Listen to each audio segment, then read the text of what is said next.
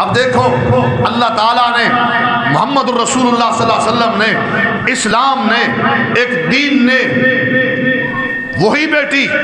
جو زمانہ جاہلیت کے اندر زندہ درگور کر دی جاتی تھی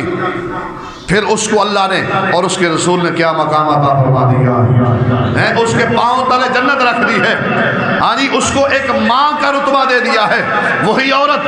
زمانہ جاہلیت میں زندہ درگور کر دی جاتی، ہاں جی اس کو پتہ نہیں کیا کیا ظلم و ستم اس کے ساتھ کیے جاتے، لیکن جب آئے آقا صلی اللہ علیہ وسلم، جب ولاد ہوا میرے اور تیرے آقا کا، جب آئے آقا صلی اللہ علیہ وسلم کی دنیا میں تشریف آوری ہوئی، رب کے یار بن کے دنیا میں آئے، پھر انہوں نے اسی عورت کو ماں کا رتبہ بھی دے دیا، پھر اسی عورت کو ایک بیوی کا رتبہ بھی مل گیا، پھر اسی عورت کو ایک بیٹی کا رتبہ بھی مل گیا، پھر اسی عورت کو ایک بہو کا رتبہ بھی مل گیا۔ پھر بھی آج کی اگر عورت کہتی ہے کہ مجھے بھی حقوق چاہیے، ارے میری بہن ماں بیٹی ذرا تجھے کیا حقوق، اب کون تجھے حقوق دے گا؟ اللہ کے بعد تو کوئی، رسول کے بعد کون تجھے حقوق دے گا؟ جو اللہ نے تجھے حقوق دیے ہیں، جو رسول اللہ صلی اللہ علیہ وسلم نے حقوق عطا فرمائے ہیں، اس سے بڑھ کر کوئی کائنات میں اور کوئی عورت کو یا مرد کو حقوق نہیں دے سکتا۔ یہ یاد رکھ لیں ہاں جی کہ بیٹیوں سے اگر کوئی پیدا ہوتی ہے تو چہرے پر بل نہیں ہونے چاہیے، یہ ہمارا طریقہ کار نہیں ہے، یہ کفار کا شعار ہے۔ کافر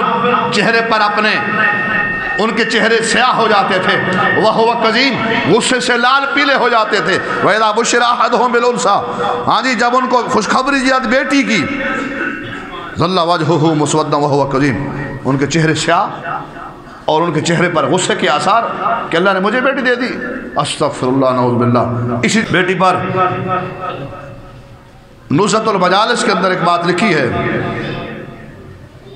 امام حسن فرغانی رحمۃ اللہ تعالیٰ علیہ فرماتے ہیں ہم کسی ولی کامل کے پاس بیٹھے تھے تو ان کے پاس کرد قبیلے کے چند لوگ آئے، کہنے لگے یا حضرت ہمارے ساتھ بازار میں چلیں، جلدی چلیں۔ کہا کیوں خیر ہے، جلدی کیوں چلیں؟ کہا سامان خریدنا ہے۔ کہا کہ چلتے ہیں بیٹھیے، نہیں فرمایا جلدی چلیں، اگر آپ کو پتہ چل جائے تو آپ اور جلدی چلیں گے۔ کہا کہ کیوں؟ فرمایا کہ سنیے، پورا واقعہ مفصل بیان کیا، فرمایا کس طرح کہ یہ ہمارے ایک قبیلے کا سردار ہم میں موجود ہے، اس کو اللہ نے کئی بیٹیاں عطا فرمائی تھیں، کتنی بیٹیاں اللہ نے اس کو دی، لیکن جب اس کی بیوی کا بچہ پیدا ہونے والا تھا، اس نے اپنی بیوی کو کہا اگر تو نے اب بیٹی جنی، بیٹی پیدا کی تو میں تجھے طلاق دے دوں گا، تجھے چھوڑ دوں گا۔ تو ہم ایک سفر میں جا رہے تھے تو راستے میں ایک غار آئی، پہاڑ آیا، تو ساتھ اس میں چھوٹا سا تالاب تھا پانی کا، تو وہ اس سردار کی بیوی پانی کے بہانے اس پانی کی طرف گئی،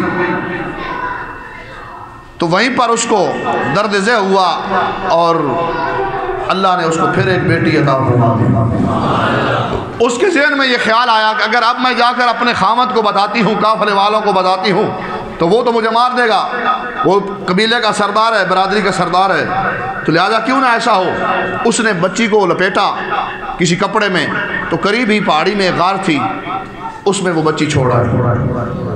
تو اپنے خامد کو جا کر کہنے لگی کہ وہ حمل ایک ضائع ہو گیا، ہمارا مسئلہ کچھ نہیں تھا، ویسے پیٹ میرا ابھرا ہوا تھا، تو لہذا بچہ کوئی نہیں ہے۔ اب وہ حضرت امام حسن ابو فرغانی فرماتے ہیں کہ اب لوگ بتا رہے ہیں کہ 6 ماہ بعد پھر ہمارا اسی راستے پر سفر کرنا ہوا، ہم پھر اسی راستے پر گزرے، تو وہی تالاب وہی پانی کے قریب سے ہم پھر گزرے، وہ عورت پھر پانی کے بہانے برتن لے کر پانی کے بھرنے کے بہانے وہاں پہنچی اور دیکھا کہ شاید بھائی غار کی طرف نظر ماروں، شاید بیٹی کی ہڈیاں مل جائیں یا بیٹی کی کوئی شے مل جائے، لیکن کیا دیکھا بیٹی 6 ماہ کی جو ہے وہ سال کی لگ رہی ہے اور ہرنی بیٹی کو دودھ پلا رہی ہے، ہرنی بیٹی کو دودھ پلا رہی ہے، تو وہ ماں قریب جاتی ہے، ہرنی دور چلی جاتی ہے، لیکن جب ماں قریب گئی تو بیٹی رونے لگ گئی، ہرنی دور چلی گئی، پھر دوبارہ ماں وہ سارا ماجرا دیکھ رہی ہے، ماں پیچھے ہٹتی ہے، اللہ کی طرف سے اس پر ہرنی کس نے مقرر کی؟ اللہ نے مقرر کی۔ اب دیکھو جس کو اللہ رکھے اس کو کون بھلا سکتا ہے؟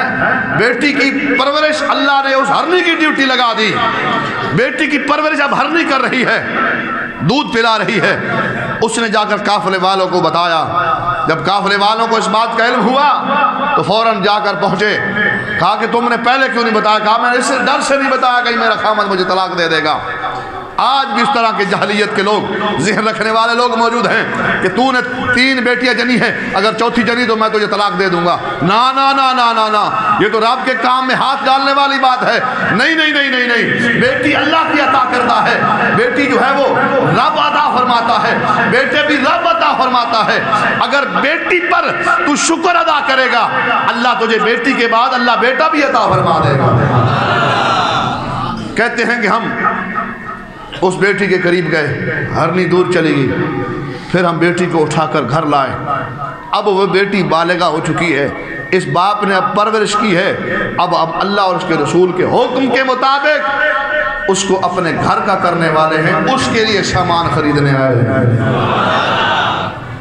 یہ ہے بیٹی کی شان۔